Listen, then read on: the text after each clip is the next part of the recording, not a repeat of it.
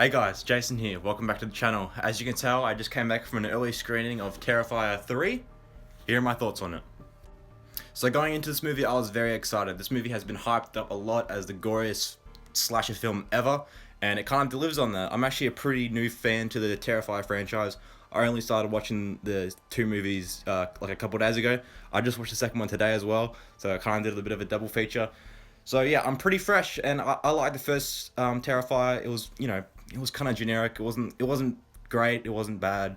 But the second one I liked a lot more. It focused a lot on story and a lot on plot and characters instead of just Art the Clown killing people. So going into this, I had very high expectations. I just didn't have the hype levels as all the other fans. So is this movie good? Yes, I do think it's a very good movie. I wouldn't say it's better than the second one. I think I have to think about it a little more. I legit just came home from seeing it, but I wasn't the biggest fan of it. It does have a lot of gore. This is the goriest movie I've ever seen, not just in theaters, but just any movie I've seen, period. The kills are very, obviously graphic and brutal because it's a terrifying movie.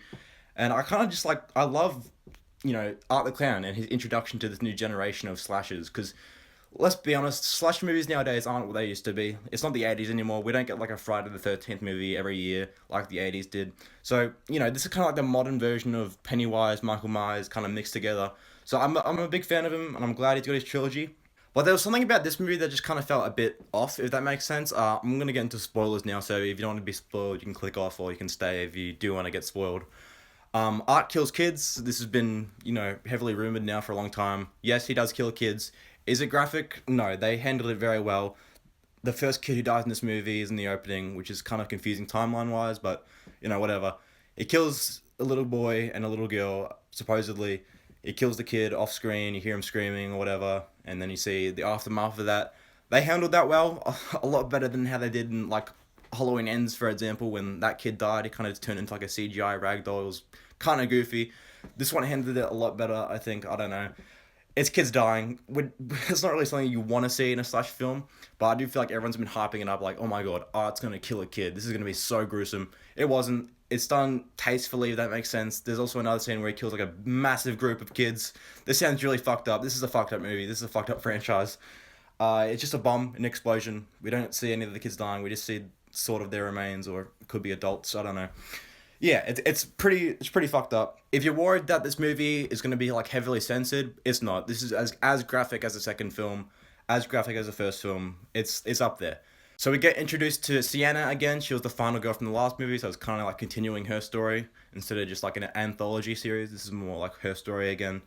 And we see her uncle, her aunt, and her cousin Abby, who's a new character.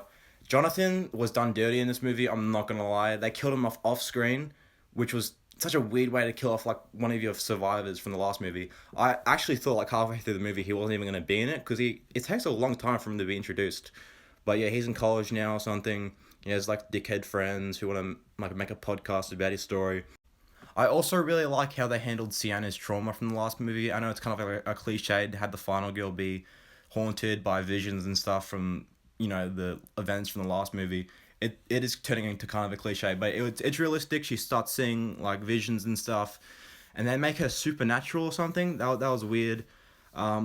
Victoria or Lauren, I forget her name. The first victim from the very first Terrifier, she returns and she's possessed by a demon or some shit. They didn't really explain it that well. They explained it in one scene. I wasn't really paying attention. She's a demon now and she's working with Terrifier. The little girl from Terrifier 2, she's not in this. She kind of just walked away with Terrifier's head and. Art the Clown's head, and yeah, she hasn't come back. So, the final battle, it was kind of underwhelming. So before the final battle, we get this really, really brutal torture porn scene where they're killing the aunt and they're force feeding her rats and shit, just really graphic shit. And whenever something like that happens in one of these movies, you expect the revenge to be worth the wait. But it was kind of underwhelming. So that they kill the disfigured lady, she's dead. Abby gets sent to hell through a portal, she's dead. Then Sienna's I'll find you, Abby, I'll find you.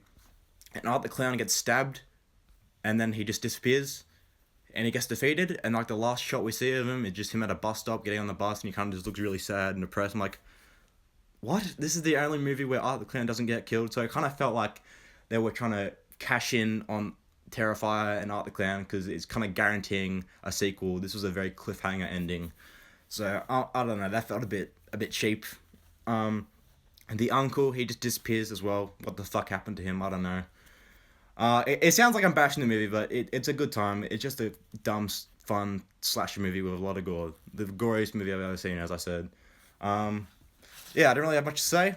Tom Savini. He had a cameo. Yeah, that's all I can think of at the moment. It's kind of a forgettable movie, but it's a good movie. It's a slasher. I prefer this over, like, I don't know, Smile or any other modern day horror movie. But anyway, guys, that was just my thoughts on Terrifier 3. If you're a fan of the Terrifier franchise, I recommend you go and see it. Goodbye.